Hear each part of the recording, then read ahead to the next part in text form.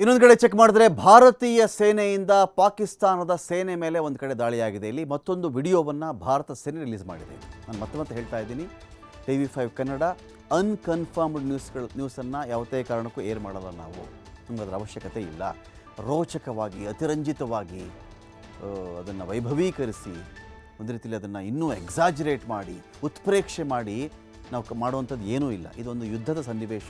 ನಾವೆಲ್ಲ ಭಾರತದ ಪರವಾಗಿ ನಿಂತ್ಕೊಳ್ಬೇಕು. ಸುಳ್ಳು ಸುದ್ದಿ ರಂಜಿಸುವ ಸಲುವಾಗಿ, ಒಂದು ವಿನಾಕಾರಣ ಏನೇನೋ ಹೇಳೋ ಸಲುವಾಗಿ ನಾವು ಅದನ್ನು ಮಾಡ್ತಾ ಇಲ್ಲ. ಸೇನೆ ರಿಲೀಸ್ ಮಾಡುವುದು, ಸರ್ಕಾರ ಹೇಳುವುದನ್ನು ಮಾತ್ರ TV5 ಕನ್ನಡ ತೋರಿಸುತ್ತೆ. ಸ್ವಲ್ಪ ರಂಜನೆ ಕಡಿಮೆ ಇರಬಹುದು, ಆದರೆ ಸತ್ಯ ತೋರಿಸೋ ಸಮಾಧಾನ ನಮಗಿದೆ. ಅದು ನಮ್ಮ ಕರ್ತವ್ಯ. ಮತ್ತೊಂದು ವಿಡಿಯೋವನ್ನು ಭಾರತ ಸೇನೆ ರಿಲೀಸ್ ಮಾಡಿದೆ. ಇಲ್ಲಿ ಭಾರತೀಯ ಸೇನೆಯ ಕಾರ್ಯಾಚರಣೆಯ ವಿಡಿಯೋ ರಿಲೀಸ್ ಆಗಿದೆ. ಪಾಕ್ ಉಗ್ರನಲ್ಲೇ ಏರ್ಬೇಸನ್ನು ಫಿನಿಶ್ ಮಾಡಿ ಹಾಕಿದೆ ಭಾರತ. ಪಾಕಿಸ್ತಾನದ ವಿರುದ್ಧದ ಭಾರತೀಯ ಸೇನಾ ಕಾರ್ಯಾಚರಣೆ ಇದು. ಇದುವರೆಗೂ ನಡೆಸಿದ್ದ ಮಿಸೈಲ್ ದಾಳಿಯ ಸಾಕ್ಷ್ಯವನ್ನು ಇಲ್ಲಿ ರಿಲೀಸ್ ಮಾಡಿದೆ ಭಾರತ. ಇದ್ರ ಬಗ್ಗೆ ಸುನಿಲ್. ಅಬ್ಸಲ್ಯೂಟ್ಲಿ. ಈಗ ಇಲ್ಲಿ ಏನು ನಮ್ಮ ಅಟ್ಯಾಕ್ಸ್ ಏನು ನಾವು ನೋಡ್ತಾ ಇದ್ದೀವಿ, ಒಂದೊಂದು ಪೋಸ್ಟ್ ನಾನು ಒಂದು ಇಲ್ಲಿ ಏನು ಹೇಳ್ಬೇಕಂದ್ರೆ, ನಮ್ಮ ಹತ್ರ ಇಲ್ದಿರೋ ಇರೋವಂಥ ಇನ್ಫಾರ್ಮೇಷನೇ ಇಲ್ಲ.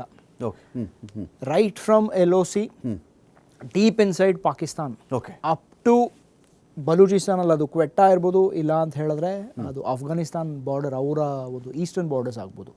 ಅದೇನು ನಡೆಯುತ್ತೆ, ಪ್ರತಿಯೊಂದರ ಕೋಆರ್ಡಿನೇಟ್ಸ್ ಏನಿದೆ, GPS ಕೋಆರ್ಡಿನೇಟ್ಸ್, ಅಲ್ಲಿವರೆಗೂ ನಮ್ಮ ಹತ್ರ ಇನ್ಫಾರ್ಮೇಷನ್ ಇದೆ. We have that details.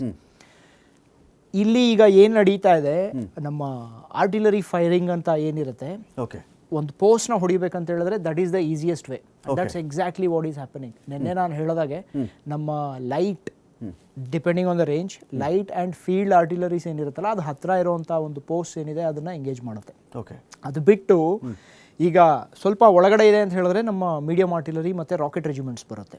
So once ಒಂದು ಶೆಲ್ಲಿಂಗ್ ಅಂತ ಹೇಳ್ಬಿಟ್ಟು ಸ್ಟಾರ್ಟ್ ಆಯಿತು ಅಂತ ಹೇಳಿದ್ರೆ, ಅದಕ್ಕಿಂತ ದೊಡ್ಡ ನರಕ ಒಬ್ಬ ಪೋಸ್ಟಲ್ಲಿರೋ ಎನಿಮಿ ಇರ್ತಾನಲ್ಲ, ಅದಕ್ಕಿಂತ ದೊಡ್ಡ ನರಕ ಇನ್ಯಾವುದೂ ಇಲ್ಲ. ಅವನು ಲಿಟ್ರಲಿ, ಇದು ಕಾರ್ಗಿಲ್ ವಾರ್ ನಮ್ಮ ರಿಯಲ್ ಘಟನೆ ನಾನು ಹೇಳ್ತೀನಿ.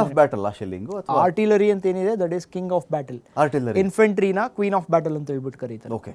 ಅರ್ಥ ಆಯ್ತಾ?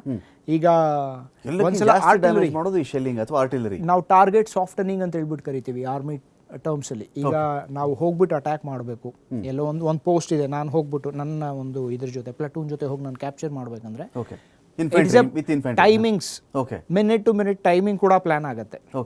ಸೊ ನಾವು ಅಲ್ಲಿಗೆ ಹೋಗಕ್ಕೆ ಮುಂಚೆ ಆರ್ಟಿಲರಿ ಏನಿದೆ, ಫಸ್ಟ್ ಏರ್ಫೋರ್ಸ್ ಹೋಗುತ್ತೆ, ಅದಾದ್ಮೇಲೆ RT ಶೆಲ್ಲಿಂಗ್ ಸ್ಟಾರ್ಟ್ ಆಗುತ್ತೆ. RT ಶೆಲ್ಲಿಂಗ್ ಏನಿರುತ್ತೆ ಅದು ಟಾರ್ಗೆಟ್ ಸಾಫ್ಟನಿಂಗ್ ಅಂತ ಕರಿತೀವಿ. ಆ ಟಾರ್ಗೆಟ್ ಅಲ್ಲಿ ಸಾಫ್ಟನ್ ಆಗಿ ಅವ್ರ ಕೆಪಾಸಿಟಿನ ಡಿಗ್ರೇಡ್ ಮಾಡಿಬಿಟ್ಟು ಮತ್ತೆ ಇನ್ಫೆಂಟ್ರಿ ಮುಂದೆ ಹೋಗುತ್ತೆ.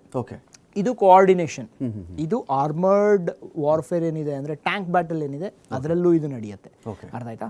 ಸೊ ಈಗ ಏನು ನಡೀತಿದೆ, ಅವರ ಲಾಂಚ್ ಪ್ಯಾಡ್ಸ್ ಅಂತ ಹೇಳ್ಬಿಟ್ಟು ನಾವು ಏನೇನು ಕರೀತಾ ಇದ್ದೀವಿ, ಆ ಲಾಂಚ್ ಪ್ಯಾಡ್ಸ್ನ ಇವತ್ತು ನಮ್ಮ ಇಂಡಿಯನ್ ಆರ್ಮಿ ಇವತ್ತು ಅದನ್ನು ರಿಲೀಸ್ ಮಾಡಿದೆ, ಇವತ್ತು ಪ್ರೆಸ್ ಇದರಲ್ಲಿ.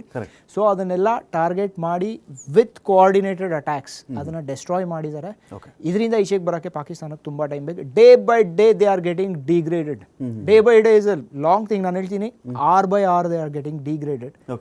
ಆ್ಯಂಡ್ ಅವರ ಒಂದು ಆರ್ಮ್ಡ್ ಫೋರ್ಸಸ್ ಏನಿದೆ ಅದ್ರ ಒಳಗಡೆಯಿಂದಾನೆ ಅವ್ರಿಗೆ, ಅಂದರೆ ಈಗ ರಿಟೈರ್ಡ್ ಆಫೀಸರ್ಸ್ ಏನೇನಿದಾರಲ್ಲ, ಸೀನಿಯರ್ ಆಫೀಸರ್ಸ್ ಅವ್ರದ್ದು, ಅವ್ರು ವಾರ್ನಿಂಗ್ ಕೊಡೋಕೆ ಶುರು ಮಾಡಿದ್ದಾರೆ. ಈಗ ಪ್ರೆಸೆಂಟ್ಲಿ ಸರ್ವಿಂಗ್ ಅವ್ರ ಲೀಡರ್ಶಿಪ್ ಏನಿದೆ, ದಟ್ ನೀವು ಇನ್ನು ಜಾಸ್ತಿ ಇದನ್ನ ಎಳಿಬೇಡಿ, just come to a conclusion and end this ಅಂತ ಅವ್ರು ಆಲ್ರೆಡಿ ಹೇಳಕ್ ಸ್ಟಾರ್ಟ್ ಆಗಿದೆ. ಈ ಜನರೇಷನ್ ಯುದ್ಧ ಮಾಡಿದ್ರಲ್ಲೋ ಗೊತ್ತಿಲ್ಲ, ಸೀನಿಯರ್ಸ್ಗೆ ಭಾರತ ಮಾಡಿರ್ತಕ್ಕಂಥ ಗಾಯಗಳಿರ್ತಾವಲ್ಲ, ಆ ಗಾಯದ ಪರಿಚಯ ತುಂಬಾ ಚೆನ್ನಾಗಿರುತ್ತೆ. ಜನರೇಷನಲ್ ವಾರ್ ಅಂತ ನೀವು ಹೇಳೋದ್ರಲ್ಲ, ಎರಡು ರೆಗ್ಯುಲರ್ ಆರ್ಮೀಸ್ ಡ್ರೋನ್ ಕಾಂಬ್ಯಾಟ್ ಅಂತ ನಾವೇನ್ ಕರಿತೀವಿ ಇವಾಗ ನೋಡ್ತಿದೀವಲ್ಲ, first time in the history of warfare drone combat ಈಗ ನಡೀತಾ ಇದೆ.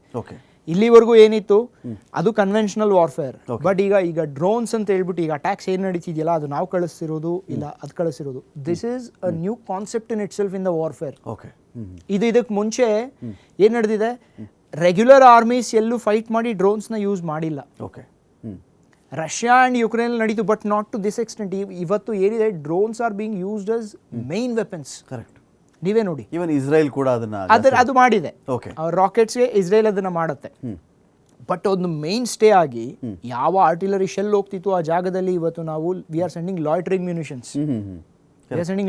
ಮ್ಯೂನಿಷನ್ಸ್.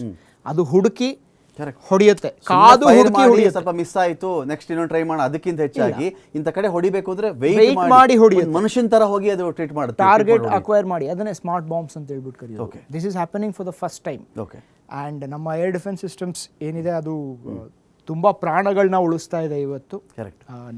ಇದು ಪಾಕಿಸ್ತಾನ್ ಅಟ್ಯಾಕ್ಸ್ ಇಂದ. Okay. ಬಟ್ ಅದೇ ರೀತಿಯಲ್ಲಿ ನಮ್ಮ ಡ್ರೋನ್ಸ್ ಏನಿದೆ ಅದು ಟೆರರಿಸ್ಟ್ಗಳ ಪ್ರಾಣ ತೆಗಿತಾ ಇದೆ. Correct. We should be proud of it. Correct.